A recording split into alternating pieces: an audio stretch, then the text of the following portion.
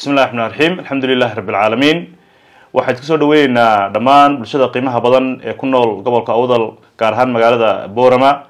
xarunta rasmiga ah ee macadka Falaax ee barashada culumta islaamka iyo luqadda carabiga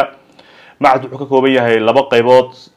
qayb hore oo horusi naqaanay oo ah daraasaadka akaademiga ee nidaamiga ahaa ee qofku hoos ka bilaabay ilaa xagga u sareysa ilaa jaamacadu ka galo oo dhiganayay iyo qayb cusub ayuu macadku sanadkan soo kordhiyay oo ah geygeenan Awdal iyo dhukan dhow aan ka jirin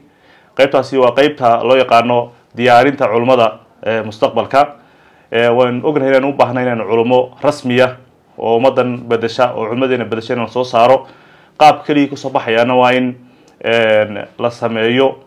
oo la diyaariyo waqti badan la siiyo qaybta hore hadaan ku noqdo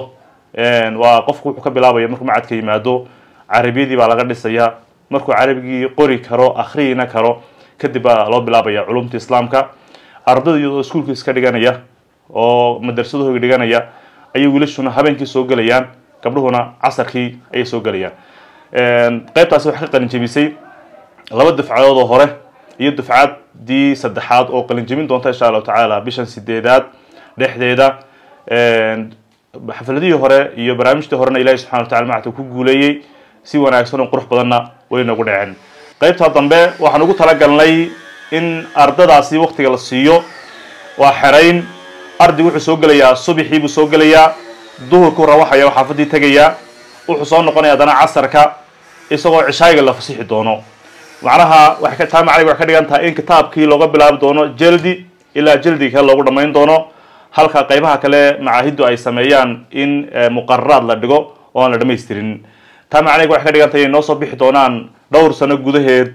culimo iyo arday mutamakkiniina oo dhisan oo si fiican uga soo bixi karaya qaybtaasi macadku sanadka ugu bashaareynaya magaalada dhan in laga faa'iideysto arday badan oo iskuuladaasi dhigan kari weeyday oo iska fadhida guriyaha ayaa inoo buuxda arday waxa jira aan u qalmin in lagu hayo goobaha qaar oo maskaxdooda iyo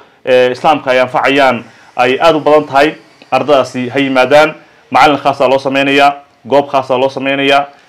qaybtaasi sanadka macadku aad buu ku dhiirigelinayaa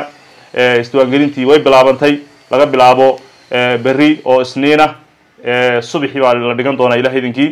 iyo casarkii oo dumarka iyo habeenkii wiilasha macadku wuxuu ku yaala bartanka magaalada Boorama gaar ahaan galbeedka dawladda hoose iyo koonfurta masjidka Abu Hurayra ku soo dhawaada macadka Falaax waad mahadsantihiin. Assalaamu calaykum waraxmatullaahi wabarakaatuh.